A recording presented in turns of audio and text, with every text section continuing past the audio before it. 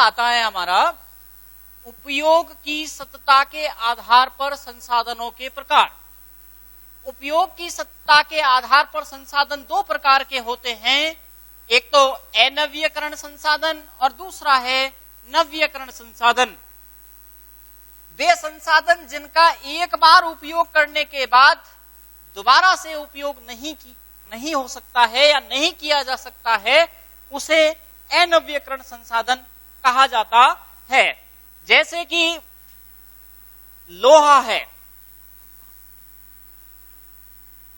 कोयला है, पेट्रोलियम है, प्राकृतिक गैस है, गैस, ये ऐसे हैं जिनका एक बार उपयोग करने के बाद दोबारा से उपयोग नहीं किया जा सकता है। जिनकी संख्या है वो धरातल पर बिल्कुल निश्चित है और ये धीरे धीरे क्या हो रहे हैं, समाप्त हो रहे हैं, अर्थात इनको समाप्य संसाधन के नाम से भी जाना जाता है। अब आता है नव्यकरण संसाधन। नव्यकरणीय संसाधन वे संसाधन होते हैं, इसका उल्टा हो जाएगा, कि जिनका एक बार उपयोग करने के बाद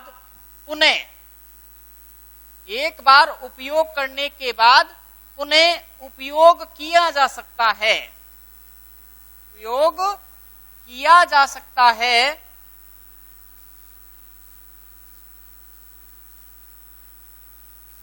वे संसाधन जिनका एक बार उपयोग करने के बाद दोबारा से उपयोग किया जा सकता है, उसे नव्यकरणीय संसाधन के नाम से क्या है, जाना जाता है। जैसे मानव,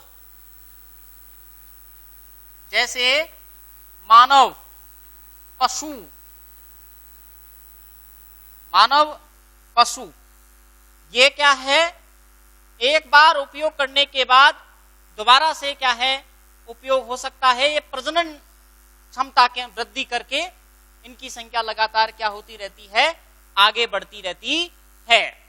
इसके अलावा उदाहरण ये भी है, जल है, पवन है आदि। ये क्या है, वंश वृद्धि करके कभी भी क्या है, समाप्त नहीं होते हैं। ये इनको असमाप्य संसाधन भी कहा जाता है। असमाप्य संसाधन भी क्या है, इनको कहते हैं। तो दोबारा से देखिएगा, अनव्यकरणीय संसाधन और नव्यकरणीय संसाधन। उपयोग की सततता के आधार पर संसाधनों के प्रकार दो होते हैं, एक तो अनव्यकरणीय संसाधन और दूसरा होता है नव्यकरणीय संसाधन। अनव्यकरण संसाधन वे संसाधन होते हैं जिनका एक बार उपयोग करने के बाद पुनः उपयोग नहीं किया जा सकता है, उसे अनव्यकरणीय संसाधन कहते हैं। जैसे लोहा है, कोयला है, पेट्रोलियम है, प्राकृतिक गैस है। ये वंश वृद्धि नहीं कर पाते हैं, हमेशा क्या है, इनकी पृथ्वी पर संख्या है वो निश्चित है और वो लगातार धीरे धीरे क्या होती जा रही है, कम होती जा रही है। ये क्या है, समाप्य संसाधन है। क्या है, समाप्य संसाधन है।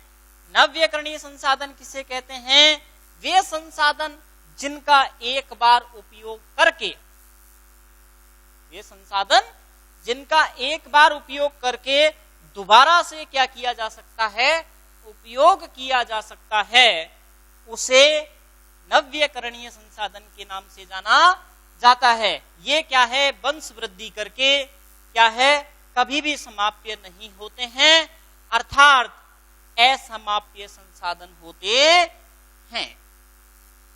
अब जो तीसरा आता है, उद्देश्य के आधार पर संसाधनों के प्रकार। उद्देश्य के आधार पर संसाधन दो प्रकार के होते हैं। तीसरा है उद्देश्य के आधार पर संसाधनों के प्रकार। उद्देश्य के आधार पर संसाधन दो प्रकार के होते हैं।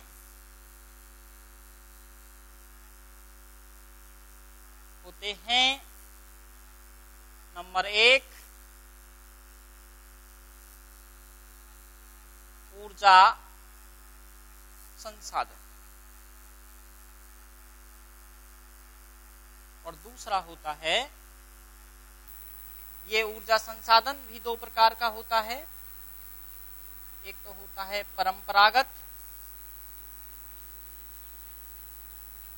और दूसरा होता है गैर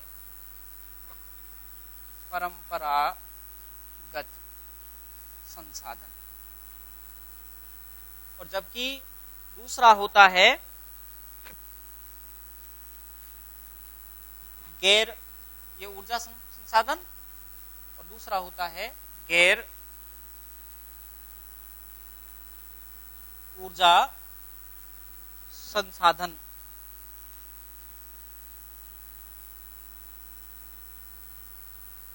गैर ऊर्जा संसाधन। देखिएगा, ऊर्जा संसाधन वे संसाधन जिनसे ऊर्जा या शक्ति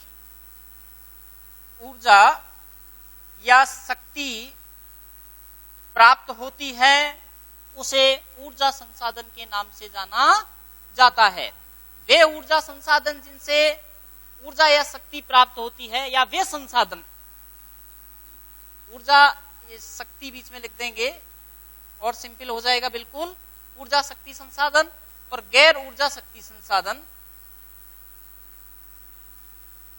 ऊर्जा शक्ति संसाधन वे संसाधन, वे ऊर्जा शक्ति संसाधन जिनसे ऊर्जा या शक्ति प्राप्त होती है, उसे ऊर्जा शक्ति संसाधन के नाम से जाना जाता है। वो दो प्रकार के होते हैं, इनको दो भागों में बांटा जा सकता है। एक तो परंपरागत ऊर्जा शक्ति संसाधन और दूसरा है गैर ऊर्जा शक्ति संसाधन या परंपरागत। ठीक है। परंपरागत संसाधन वे संसाधन जिन्हें मानव ने प्राचीन समय से काम में लेना शुरू किया है। वे ऊर्जा संसाधन जिन्हें मानव ने प्राचीन समय से, कब से? प्राचीन समय से काम में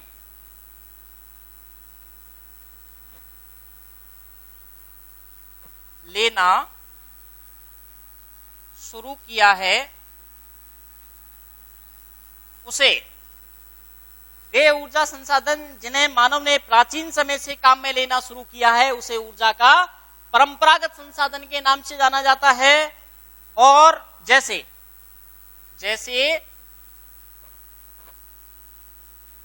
कोयला है, पेट्रोल है, पेट्रोलियम, प्राकृतिक गैस, ये है जो मानव ने प्राचीन समय से उनको क्या किया गया है, काम में लेना शुरू किया है। और गैर परंपरागत ऊर्जा संसाधन किसे कहेंगे? वे ऊर्जा संसाधन जिन्हें मानव ने आधुनिक समय से काम में लेना शुरू किया है।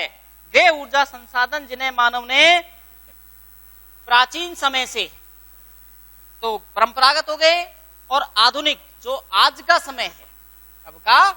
आज का समय है, वो यानी वे ऊर्जा संसाधन जिन्हें मानव ने आधुनिक समय से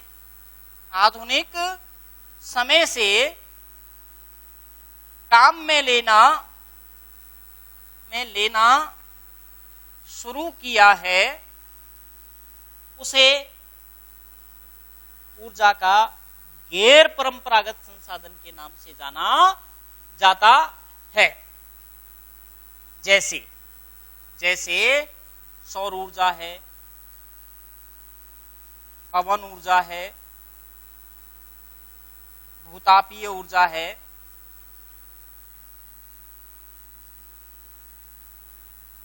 ज्वारीय ऊर्जा है,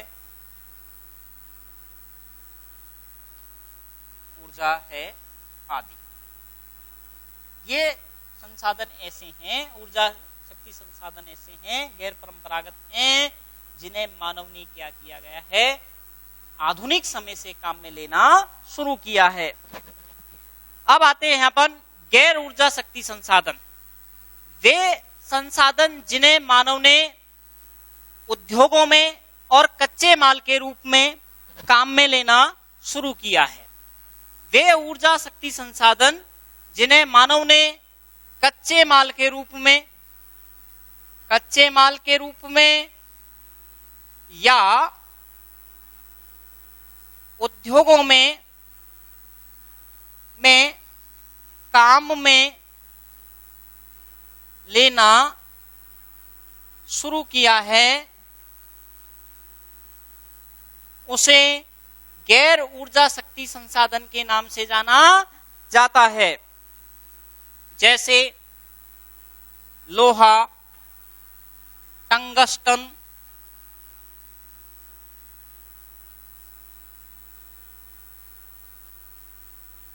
सोना, चांदी, जस्ता, एल्यूमिनियम आदि। वे संसाधन जिन्हें मानव ने कच्चे माल के रूप में या उद्योगों में काम में लेना शुरू किया है, उन्हें गैर ऊर्जा संसाधन के नाम से जाना जाता है। ठीक है, तो ये हुए उद्देश्य के आधार पर संसाधनों के प्रकार दो होते हैं, एक तो ऊर्जा शक्ति संसाधन, दूसरा गैर ऊर्जा शक्ति संसाधन। ऊर्जा शक्ति संसाधन को दो भागों में बांटा जाता है, एक तो परंपरागत ऊर्जा संसाधन, दूसरा है गैर परंपरागत ऊर्जा संसाधन। परंपरागत वे संसाधन होते हैं जिन्हें मानव ने प्राचीन समय से काम में लेना शुरू किया है, जैसे प्राकृतिक गैस है, पेट्रोलियम है, कोयला है आदि। और गैर परंपरागत ऊर्जा संसाधन वो हैं जिन्होंने मानव ने आधुनिक समय से, कब से, आधुनिक समय से काम में लेना शुरू किया है, उसे ऊर्जा का गैर परंपरागत संसाधन के नाम से क्या है, जाना जाता है। दूसरा आता है गैर ऊर्जा शक्ति संसाधन। वे संसाधन जिनका उपयोग कच्चे माल के रूप में या उद्योगों के रूप में काम में लिया जाता है, उसे गैर ऊर्जा शक्ति संसाधन के नाम से जाना जाता है। ठीक है, जैसे लोहा है, टंगस्टन है, सोना है, चांदी है आदि है।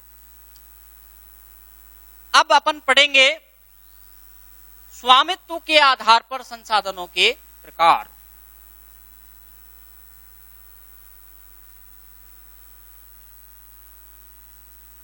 स्वामित्व के आधार पर संसाधन तीन प्रकार के होते हैं। के आधार पर संसाधनों के प्रकार। स्वामित्व के आधार पर संसाधन तीन प्रकार होते हैं। नंबर एक, निजी संसाधन या व्यक्तिगत भी बोल सकते हैं इसको।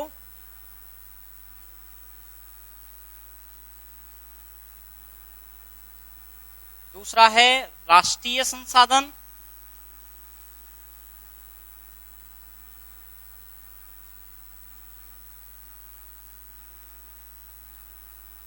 और तीसरा है अंतरराष्ट्रीय।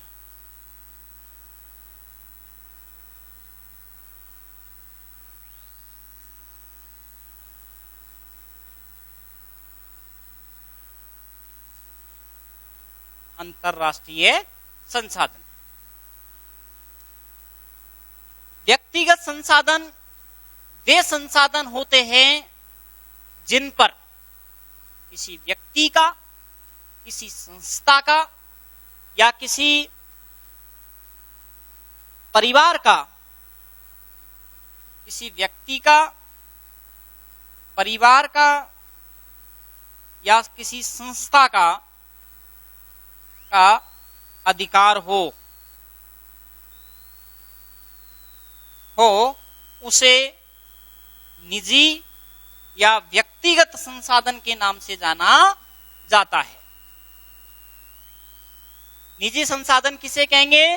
वे संसाधन जिन पर किसी व्यक्ति का, परिवार का, संस्था का क्या हो, अधिकार हो, उसे निजी संसाधन के नाम से जाना जाता है। जैसे मकान, भूमि, ठीक है, और इसमें नकदी भी कह सकते हैं, स्वर्ण जो होते हैं, सोने की चीजें होती हैं वो आदि। ये खुद व्यक्ति के पर्सनल की होती हैं या परिवार की हो सकती हैं या किसी संस्थान की हो सकती हैं। उनको निजी संसाधन या व्यक्तिगत संसाधन के नाम से जाना जाता है। राष्ट्रीय संसाधन नाम से प्रतीत हो रहा है वे संसाधन जिन पर पूरे देश का अधिकार हो। वे संसाधन जिन पर किसी देश का अधिकार हो उसे राष्ट्रीय संसाधन कहा जाता है। क्या कहेंगे? वे संसाधन जिन पर किसी देश का अधिकार हो उसे राष्ट्रीय संसाधन कहा जाता है। जैसे जनसंख्या, खनिज, जल, ठीक है, ये जनसंख्या हुई, खनिज हुआ, जल और पवन हुआ, सौर ऊर्जा हुई। पवन हुआ, पवन, सौर ऊर्जा, ठीक है। तो वे संसाधन जिन पर किसी देश का क्या हो, अधिकार हो, उसे राष्ट्रीय संसाधन के नाम से क्या है, जाना जाता है। और अंतरराष्ट्रीय संसाधन, वे संसाधन जिन पर पूरे विश्व का या संसार का, वे संसाधन जिन पर पूरे विश्व का अधिकार होता है उसे अंतरराष्ट्रीय संसाधन के नाम से जाना जाता है।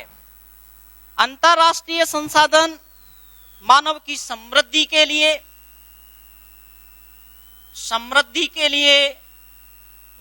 के लिए और कल्याण के लिए उपयोगी होते हैं।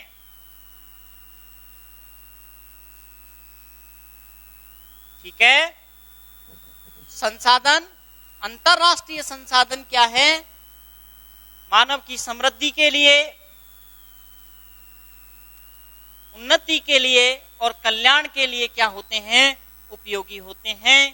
दोबारा से देखिएगा, स्वामित्व के आधार पर संसाधनों के प्रकार, स्वामित्व के आधार पर बोर्ड की एग्जाम में 100% ऐसे क्वेश्चन बनते हैं। संसाधनों का वर्गीकरण में उत्पाद के आधार पर पूछ लेता है, उद्देश्य के आधार पर पूछ लेता है, समता के आधार पर पूछ लेता है, स्वामित्व के आधार पर पूछ लेता है। कि राष्ट्र स्वामित्व के आधार पर संसाधन 3 प्रकार के होते हैं। एक तो निजी संसाधन या व्यक्तिगत संसाधन, राष्ट्रीय संसाधन और अंतरराष्ट्रीय संसाधन। निजी संसाधन किसे कहेंगे? वे संसाधन जिन पर किसी व्यक्ति का, परिवार का या संस्था का अधिकार होता है उसे निजी संसाधन कहा जाता है या व्यक्तिगत संसाधन कहा जाता है। जैसे मकान है, भूमि है, नकदी है और स्वर्ण, जो सोने की चीजें होती हैं, वो उन पर किसी व्यक्ति का, किसी संस्थान का या किसी परिवार का क्या होता है? अधिकार होता है। उसे निजी संसाधन या व्यक्तिगत संसाधन के नाम से जाना जाता है। राष्ट्रीय संसाधन राष्ट्रीय संसाधन वो संसाधन होते हैं जो वे संसाधन होते हैं जो किसी भी देश का उन पर क्या, किसी देश का, एक देश का क्या हो, अधिकार हो, उसको राष्ट्रीय संसाधन के नाम से क्या है, जाना जाता है। जैसे वहां की जनसंख्या है, खनिज है, जल संसाधन है, जल है, पवन है, सौर ऊर्जा है, ये क्या है कि राष्ट्रीय संसाधन के नाम से जाना जाता है। अंतरराष्ट्रीय संसाधन किसे कहते हैं? वे संसाधन जिन पर पूरे विश्व का क्या हो, अधिकार हो, उसे अंतरराष्ट्रीय संसाधन कहा जाता है। अंतरराष्ट्रीय संसाधन मानव की समृद्धि के लिए, मानव की उन्नति के लिए और मानव के कल्याण के लिए क्या होते हैं, उपयोगी होते हैं। ये वेरी मोस्ट पर्सन कंप्लीट होता है संसाधनों का वर्गीकरण। बहुत एक क्वेश्चन एग्जाम में इसमें से क्या है पूछा जाता है। अब अपन नेक्स्ट पढ़ेंगे इसमें संसाधनों का संरक्षण।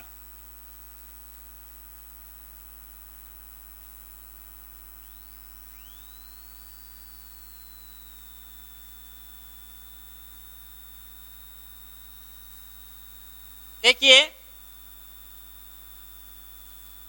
संसाधनों का संरक्षण। देखिए, संसाधनों का संरक्षण यदि अपन विवेकपूर्ण तरीके से, मिथ्यापूर्ण तरीके से, नियोजित तरीके से यदि उनका अपन उपयोग करें तो मानव या जनसंख्या की पूर्ति इन संसाधनों से क्या है, की जा सकती है।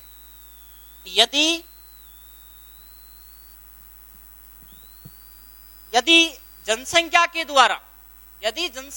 द्वारा संसाधनों का अनुपयोग रूप से यदि उनकी उपयोग किया जाए तो संसाधनों का संरक्षण नहीं किया जा सकता है और अपन संसाधनों को आने वाली पीढ़ी है उसके लिए सुरक्षित नहीं कर सकते। यानी संसाधनों का संरक्षण करना परम आवश्यक है।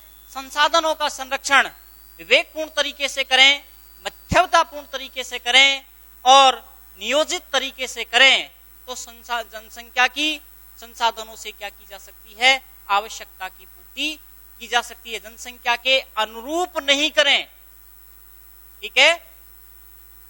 यदि सही तरीके से किया जाएगा तो संसाधनों को आने वाली पीढ़ी के लिए उनको क्या है, सुरक्षित बचाया जा सकता है। अब आती है संसाधनों का संरक्षण की आवश्यकता क्यों है, यानी संसाधनों को बचाना क्यों आवश्यक है, या इनकी क्या आवश्यकता है संसाधनों की। तो देखिए, मानव के सतत विकास के लिए, मानव को आगे बढ़ने के लिए संसाधनों का संरक्षण होना बहुत जरूरी है। मानव के सतत विकास के लिए संसाधनों का होना बिल्कुल क्या है, आवश्यक है। नहीं तो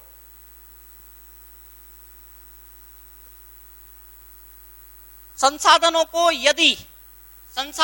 यदि लंबे समय तक उपयोग करना है, संसाधनों का यदि लंबे समय तक उपयोग करना है तो इनका संरक्षण अति आवश्यक है। यदि संसाधनों का लंबे समय तक उपयोग करना है तो इनका संरक्षण भी क्या है, आवश्यक है। साथ ही जिससे हमारी आने वाली जो पीढ़ी है उसके लिए संसाधनों को बचाया जा सकता है। क्यों आवश्यक है, संसाधनों की संरक्षण की आवश्यकता क्यों है? मानव के सतत विकास के लिए संसाधनों का होना अति आवश्यक है। मानव के सतत विकास के लिए संसाधनों का होना अति आवश्यक है।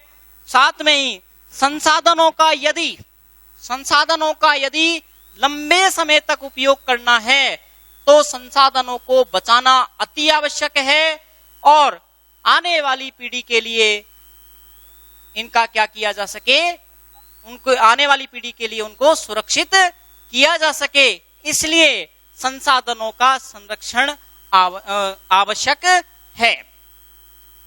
अब नेक्स्ट इसका टॉपिक बनता है कि संसाधनों की संरक्षण की समस्या क्यों है। समस्या, संसाधन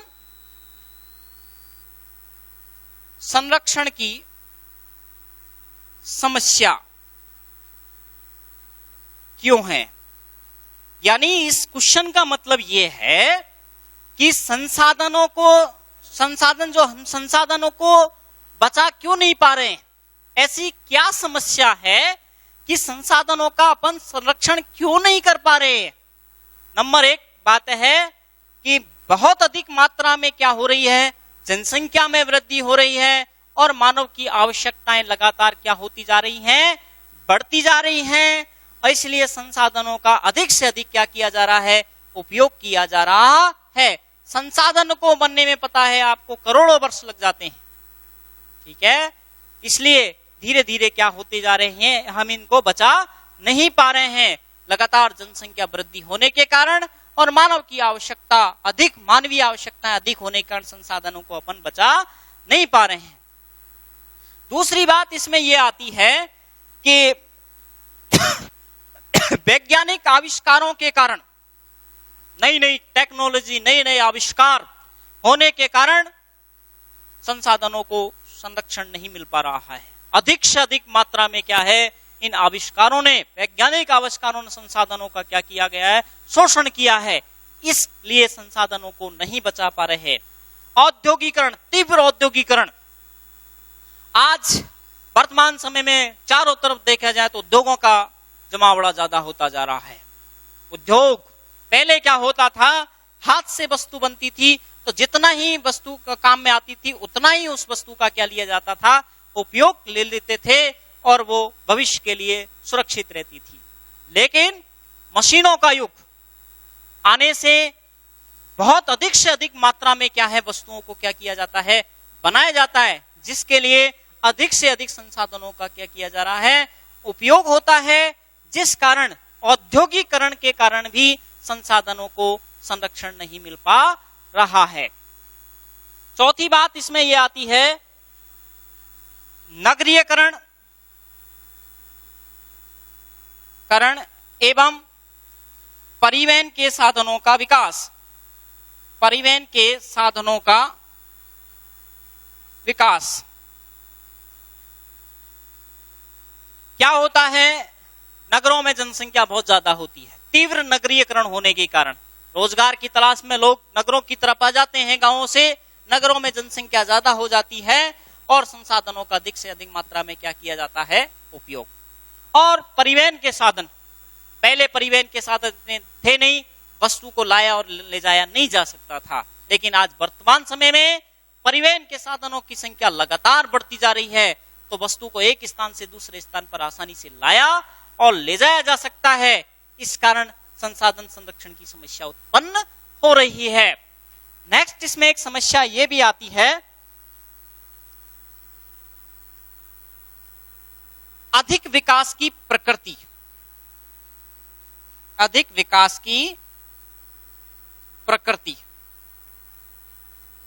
अधिक विकास की प्रकृति का मतलब है कि व्यक्ति आगे बढ़ने की कोशिश करता है, हमेशा आगे बढ़ने की कोशिश करता है, हमेशा हर चीज को, संसाधनों को अधिक से अधिक मात्रा में क्या करने की कोशिश करता है, उपयोग लेने की क्या करता है। वर्तमान समय में अधिक से अधिक मात्रा में क्या कर रहा है, उनका उपयोग कर रहा है, जिसके कारण संसाधन संरक्षण की समस्या उत्पन्न हो रही है। तो ये कारण है संसाधनों का संरक्षण क्यों आवश्यक है, संसाधन संरक्षण क्या होता है और संसाधन संरक्षण की समस्या क्यों है। इन तीनों क्वेश्चनों से संसाधनों के ये प्रश्न बिल्कुल क्या होते हैं, संरक्षण कंप्लीट होता है।